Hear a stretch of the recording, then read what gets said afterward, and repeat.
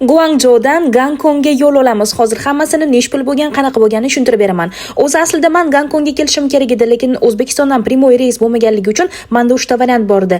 Beijing, Shanxay va Guangzhou. Eng yaqini Guangzhou bo'ldi va men trenda, ya'ni tez yurar poyezdga kelishga qaror qildim. Poyezd biletini mana bunaqa ko'rib turgan offline formatda olishingiz mumkin yoki menga o'xshab onlaynda trip.com dan olishingiz mumkin. Mana bu tabloda bo'lsa, sizni poyezdingiz nomerlari va soatlar bilan chiqib turar ekan.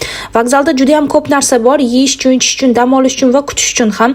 Albatta men fursatdan to'g'ri foydalanib oldim. Hamma narsani yig'ishtirib olganman, chunki passport control xuddi aeroportdagidek bo'lar ekan. Mana men A13 zonasida kutishga yo'l oldim. Pasportimni bitta klik qilish orqali meni pastga tushirishdi, даже biletimni chiqarib olishga ham hojat qolmadi. Bu esa shaxsan o'sha tez yurar poyezdni o'zi, kirganingizni hammasini sizni vagoningizni yoki bo'lmasam joylaringizni nomeri trip.com dan olgan onlayn biletimda yozilgan bo'ladi. Bemalol ketyapman, hammasi joyida. Ko'chalar juda ham chiroyli.